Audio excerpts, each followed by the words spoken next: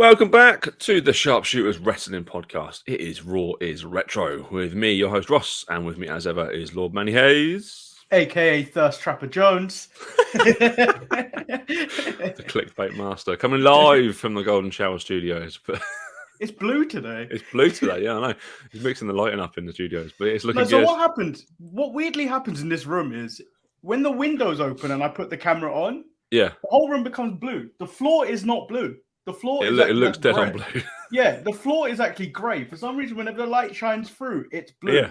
I had the back window open because we're recording during the daytime today. Yeah. I had the back curtains open, and that turned the whole shot blue. So I was just like, oh no, I'm not going. I'm not going for golden shower. Well. My lighting's so messed up. This room's so dark. Even with the window open, it's like really dark. So I'm kind of in the darkness today, but that's fine. But yes, we are here to talk about the 9th of February 1998 episode of Raw, coming live from Evansville, Indiana, from the Roberts Municipal Stadium. Pretty hot crowd, to be honest, actually. The show kicked off with Sunny dressed as Marilyn Monroe singing "Happy Birthday" to Freddie Blassie. Yeah, I didn't think that was I thought that was really strange. Yeah, like a really weird opening to Raw. But I guess, do you remember back around that period they did all those skits of "Don't try this at home" and all that stuff, and then Freddie Blassie was always in one of them. I don't think it's a "Don't try this at home" one, but there was a video package with him in it at the start, slowly walking with a walking stick and sitting down. I remember that, but I can't remember what it was for. There's a couple of weeks for the next couple of weeks, we get so many little video packages like the Attitude Era or like guys' roads to WrestleMania and stuff. They're fully getting behind this the video package part. But Sunny's all over this show. We'll see Sunny again in not too long a time, where she introduces the tag match really, really badly. She's awful as a ring announcer. I'd noticed a pattern here though. It's always the Taka. It's always the Taka match. The Taka Michinoku match. He's always doing ring announcing for. Yeah. We start the show off though with Stone Cold. Stone Cold's here. He's got a white sack with him. What he's got in that sack, he reveals later on. But it's the WWF title. He's played a trick on Shawn Michaels. He's left Shawn with a little tiny baby bell. I wish they played that off a bit more because he took it and then he threw it. You didn't actually notice it was one of those little cheap foam belts that you used to do on Shop. It was proper old school. But I don't know, was this live? Were they kind of back and forth live? Because it seemed really kind of stilted and almost like the video screen was pre-recorded and Austin was trying to time his bits with it. I think it may have been live, but obviously it's 1998, so technology is not really there. Even now, when you watch news reports and someone's like in Baghdad or something, they're always still on delay. There is that delay. Yeah, I suppose that's true. But no, I like this. It's a good opening segment. I like Austin kind of having fun, basically, pissing off DX. So yeah, it's a nice start to the show. Sunny is here to introduce Legion of Doom taking on Barry Windham and Jeff Jarrett with the Rock and Roll Express, and Cornette is there as well. The whole NWA boys are all there. They can't travel on their own. They have to travel as a unit, apparently. Wyndham dyed his hair as well. Wyndham's now blonde for this. I think he was blonde last week. Was he? Yeah. I can't remember. They're so forgettable. I can't even remember if it was blonde the week before or not. I thought this is a new thing. But yeah, this is actually not a bad match. I actually quite enjoyed this match. It was proper, just three big lads and Jeff Jarrett. Yeah, they were all just beating the crap out of each other. But it was some moves. It went 5 minutes. I mean, that's a long, long match for Raw. For the Attitude Era, or Raw in general. Actually, to be honest, Raw hasn't changed. Yeah, it was a really good match until obviously Bradshaw appears and just kind of slides through the ring, slides back out the other side of the ring, and just chases the NWA off. Yeah, that's what I don't know what the plan is for Bradshaw. No, where is this going? He's a big hulking dude at this point in his career. And he looks massive, the bigger than he's ever been or will ever be. He looks bigger than his JBL runners type when he was the champion. Yeah, but taller as well though. He just looks like a mountain of a man. I don't understand. Do you think it's the 4x3? I think it's the It 4x3 magic. well be, actually. The 4x3 magic of the screen actually pushes everyone in and stretches them up. It makes them look bigger. Because as soon as you spread that out on like a 16x9, I think people start to look a little bit smaller. Yeah, true. God, imagine when we get the minis in the full 16x9. Tiny. So that match ends in a DQ because obviously it does. Who wins? It's the LOD win, do they? I can't remember. Because he chases off the NWA. I don't think it's announced. I'm getting confused with the next one where That's also a DQ finish. No, there's a pinfall next. The Godwin match. Oh, no. So Jarrett puts the figure 4 on Hawk until Bradshaw runs down for the DQ. Yeah. So yes, the NWA win, don't they? Because Bradshaw's interfered on the LOD's behalf. Weird. It was fine. It was a good match. Just a really rubbish ending. Backstage, we see Chyna talking to Shawn Michaels. Chyna can apparently speak Spanish to anyone she wants, but not to Shawn Michaels and Triple H. She has to whisper in their ear. I didn't understand it. No, because Chyna doesn't want to give away the plan. Chyna doesn't want to give away the plan. True. When she initiates the plan, she will speak Spanish to the Los Boricuas. Like really well as well. Really fluent Spanish. Like quite happy to speak that. Very strange. Next up is your boys, the Quebecers are here. Taking on Henry. I got the entrance music. You got the entrance. And I wasn't happy. Got it. It wasn't the one I wanted. No. Obviously, the one I'm talking about is the one that sounds like the weird Mounties. Yes. Obviously they edit it up. We're not the Mounties. That's the one I want, but I'm not getting this at all. Pirate guy, isn't it? He's pirate guy now, and his mate with the really balding hair, really balding mullet. I actually really enjoyed this match as well. To be fair, like Henry, it wasn't a bad match. It honestly wasn't a bad match. This one actually wasn't bad. Some top rope maneuvers from Pierre, which I did not expect. Like a top rope leg drop. What are you doing? And the flying senton that misses as well. Like that's some big moves for a big man. Yeah. He shouldn't be doing that. He really shouldn't be doing that. I really enjoy the Godwins. I don't know why. Because Phineas, in my mind, he is just Midian. Like he looks, at this stage, he is Midian, just dressed in farmer's gear. Yeah, I can't ever not forget Midian. The dancing Midian. Naked Midian. Yeah. With the bum back on. It's just like you can't, like once you see it, you can't unsee it. Yeah.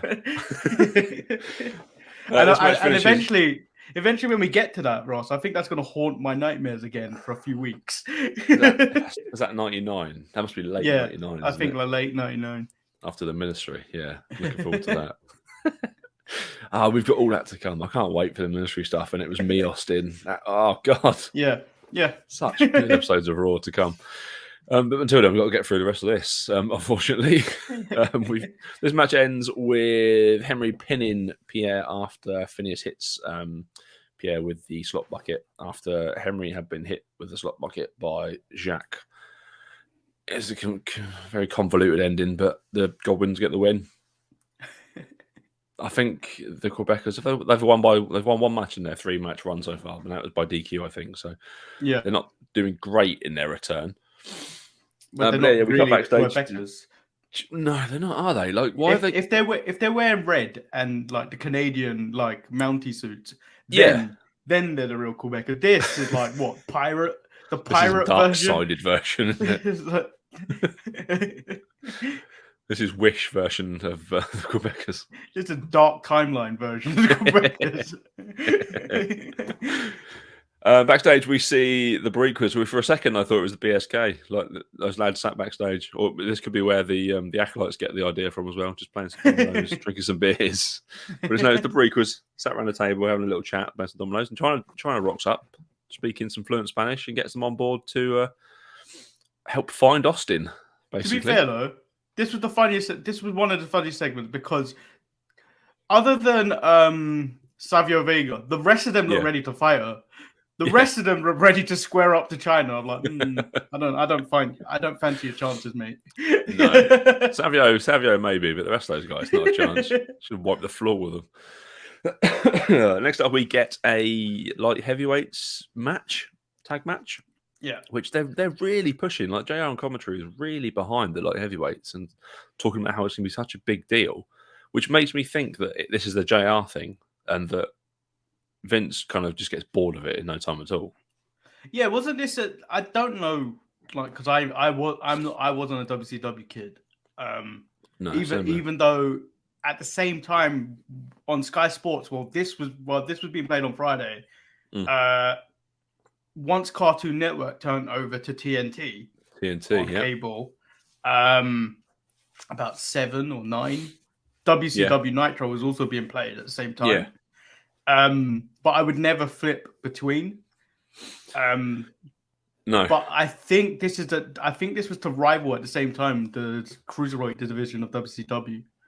Because which, I reckon, it had a lot of superstars, didn't it? A lot of genuine top quality guys. Yeah. But yeah, I wasn't a guy either. I was a WWF guy all the way through. Like, I was interested in what the NWO was to begin with, but then it became what it was. And like, I don't care to see Virgil. Thank you. Yeah. Or Vincent, sorry. Yeah, this match is Taka and Aguirre versus Pantera and Brian Christopher. Christopher's really good. It's annoying that he's this good because he's such a horrible character and really hateable, but he's just really crisp and clean, like heavyweight wrestler. Yeah, I think that made him a good heel at this time. Yeah, and then obviously he went on to do Too Cool, which didn't really show off how good he was. No, because him and Scott Taylor both could really go in the ring. Yeah, it really held them back because they had a dancing gimmick that worked, which like if it works, you know what, you do what makes money, but. Yeah. When it comes to this type of match, it was incredible to watch. Yeah. Like it was really how often it was 5 minutes, but come on, it was great. This is probably the best Raw match we've seen in any of these episodes we've done. This is probably the best actual match. Yeah. Because it ended with a pinfall as well. A slightly dodgy finish with the old brass knucks in the helmet. I like that. Or in the face mask and then the head. Yeah, which was later used by Santos Escobar on NXT against Isaiah Swerve Scott. Yeah, he used a loaded mask. It was actually really. I didn't realize it was a throwback though. So this is really there you go. Just 21 years earlier, Pantera did it to Tucker. But yeah, like I said, really good match. Lots of good moves, lots of selling. You don't normally get selling in light heavyweight stuff, but the guys kind of made it look like it was impactful. The dive out of the ring by Aguirre, where he just kind of, without touching the ropes, just flipped over, corkscrewed, and then landed on Christopher and Pantera. It's incredible stuff. And Taka is just so clean, isn't he? You forget how good Taka was. Yeah. I don't think I really appreciated wrestling for what it was back then. I watched for the stories. Basically, I watched for stories and characters. Whereas, as I got older, it still included that, but I do enjoy the wrestling a little bit more. Yeah, and I've got older as well, so I don't really fully appreciate dives and stuff like that as much. But when you look at that, that's 1998, and see how far it's come. I was just like, this is incredible. Yeah. Take that Taka and put him in the ring with the light heavyweights now, or the cruiserweights, and people like Ricochet. They've had 5-star matches all the time. He was that good. It's just a shame there's no one else really that could keep up with him apart from Brian Christopher, which is why they went back and forth for so long. Next up, we get the Vader clock segment. This was ridiculous. Dave had better promos than this. They have. This one's forgotten about, wasn't it? The Kane legacy, basically. Sets the clock on fire. What are you doing? Setting the clock on fire. Is that scary? I don't care. I get that it is Vader time, but Vader time isn't an actual clock. It's a concept. Yeah, but if you were to sell this concept, it would be this. It could be on WWEshop.com for like $6,000, like the old Fiend belt. Because I remember, what did I? Around this time, I bought a Mad magazine. Yeah. And they had like a wrestling scene bit in it, like a pretend catalog, and they had like the Spanish announce table made out of Lego, pretend to break, because it always broke around around this era. A fire alarm that was Ric Flair. That was just really? It was all a joke, but like I was like, I mean, if I would sell some of this stuff because it would sell. True, yeah. People will buy anything, to be honest. That wraps up the Warzone part of the first part of Raw. Sorry, we enter in the Warzone now.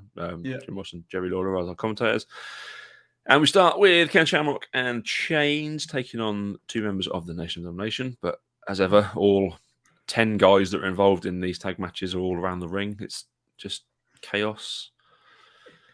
It's still so long. Shamrock snaps again.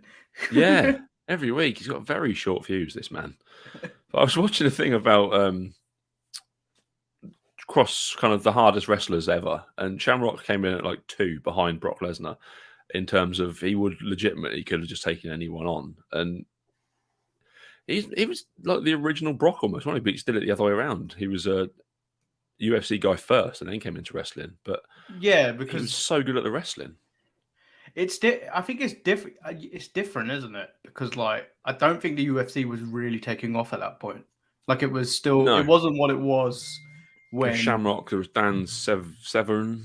Yeah, when Brock went into the UFC, that's when kind of people were actually putting eyes onto the UFC. Like that's why he's the big draw that he is. But like if Shamrock did that today, he'd be a huge draw. Like if Shamrock was like 20 years later. Yeah, because his suplexes are so crisp and clean, and his submissions look terrifying. I wouldn't want an ankle lock from him. Yeah, it looks much more impactful than Kurt's does. Kurt would sometimes probably cinch it in there, but yeah, decent match. Shamrock snaps after the bell, obviously, because Farouk gets the pin on Shamrock to win. Because there's a chain shot, a chair shot to Chains. No, chair shots. Oh, that was a violent chair shot as well. Like, that chair didn't even look like it was steel. It felt like it was plastic and it made a clean connection to his face. Yeah. the early Rock with these chair shots, he's a dangerous man. He's a very dangerous man. He blindsided him as well. He came from behind him and then went right in front of him and smashed him in the face while he had ankle. Yeah. I mean, we're just under a year away from Rock and Foley, aren't we, at Royal Rumble? Yeah. Is that 99 Rumble? Yeah, that chair shot heavy disaster of a match. Like, I don't want to watch that again, to be honest, but we will go through it for the podcast. I kind of do. Just for how many liberties the Rock takes with Mick Foley, to be honest. But yeah, all 10 guys get involved at the end, and we're going to see this, I think, probably every week for the next 7 months. Yeah. Brilliant. There's a press conference. This bit went on forever. I don't care. Yeah, and it was so unnecessary. I didn't care about this. No. Yeah. Tyson gets in between the two of them. Tyson pushes Austin and pushes Michaels. Brilliant. Steve Blackman's here. He's the original. What's her face? Naomi. He's feeling the glow. The glow sticks with the glow in the dark black light. I was just waiting for him to slide on his knees and start spinning his nunchucks around. Oh God, I didn't realise that was a gimmick. Like that really takes away some of the. I thought he always came out with a stick, not nunchucks. Yeah, like two sticks. He's famous for me as the kendo sticks, or those like small kendo stick things. Yeah, whatever they're called. But yeah, going to that nunchucks. Who knew? He's taking on Recon, who's got Sniper with him. And this is our first kind of Jackals here, isn't he? And he's been lowered down from the ceiling. Yeah, the match wasn't even a point at this point. Like they focused on him slowly coming down the roof while the match was happening, And then so you get this weird angle of him coming down, and then the shot of the ring while the match is still happening, and then no, we're just caring about what's happening with the Jackal. Yes, you messaged our group chat yesterday. I think there comes a point in Raw Retro when there is just too much of the Jackal. Like, we've already reached this point. Yeah, I was on the episode after this at this point. But this is already too much, Jackal. This is already too much. JR says, I don't know if he's a jackal or a jackass. I like that, Rob. That's a good line. But Batman wins with a sort of submission thing. So, I mean, they're rubbish, aren't they? Recon, Sniper, a lot of them. They're all terrible. Kurgan's not even a good big man, to be honest. No, and then at some point he's going to start teaming with the Oddities. I mean, fair enough, yeah. And Luna. Oh, yeah, she was part of that. I'm kind of looking forward to them because they kind of really just passed me by when I was watching this back in the day. They weren't really a thing that I ever focused on. They must have been when I went to get a snack or went to the toilet. They weren't really good, Ross. No, we're gonna get to it and be like, this isn't good. Yeah, Golga, aren't they? Earthquake. Yeah, Golga. Mask. Jesus Christ. The Outlaws are out and they mock Cactus and Charlie for their dumpster dive. I love the Outlaws. This was actually funny, but it was dumb. Yeah, completely stupid. And that's what these two guys are at this point. I quite like that we see the arc of the Outlaws. Yeah. Because there's a couple of weeks from now where Road Dogg's almost got that intro down. It's almost spot on what kind of we remember. Yeah, they're almost there. Austin outsmarts the Bariquas, who locks them outside because they're a bunch of bloody muppets. I feel like they could have still got through that door. Like, he chained the door, but they were still able to pull it enough to the point where someone could have slid through that. There's four of them. I mean, Mark Henry can rip a chain off of a locked door in a cell. Like, four of them between them could have ripped the chain off, surely. They're big lads. And then we get what is our main event match of the evening. Marilyn Dust taking on Headbanger Thrasher with Mark Marrow's Sable and Luna accompanying Goldust, and Thrasher's just got Mosh with him. Poor lads. I like Mosh's jacket he's got on though. It's like his rainbow sort of sleeveless. You mean his technicolored dream coat? It reminded me of Big E. I can just imagine Big E seeing that thinking, yeah, I like that. It's a technicolored dream coat. He is Joseph. This match is just... It just happens. Like, I watched it and nothing really happened. I was just nothing ever happens in this. It was just Luna and Sable. So, yeah, that's what this whole feud is about. It's about those two, which is leading to a match at WrestleMania, which is going to be so bad because Sable is rubbish. She's really rubbish in everything she does. I never got Sable. I was always a Sunny guy. Sunny was always the one for me. Sable so you were seeing Sunny days. I would have happily had some sunny days when I was 12, 13 years old. But yes, so it all breaks down. I think, does Thrasher win? Yeah, Thrasher wins, pins Goldust because there's just chaos happening, isn't there, outside the ring. He gets distracted. Our main event of the evening is DX come out and they're furious and they want Shawn wants his belt back. And Austin just comes out to give it to him. Yeah, and then it turns into this whole 5-on-1 scenario where they could have just clearly just destroyed him before the other two got out of the ring. They could have just surrounded the ring. Yeah, he's not getting out, but I did love Chainsaw cutting himself from underneath the ring. It did take way too long to finish. It did. Like, you heard the sound and then Foley came out before him. I was just like, put the point. I just wonder how long Funk's been under that ring. Probably been under the entire time.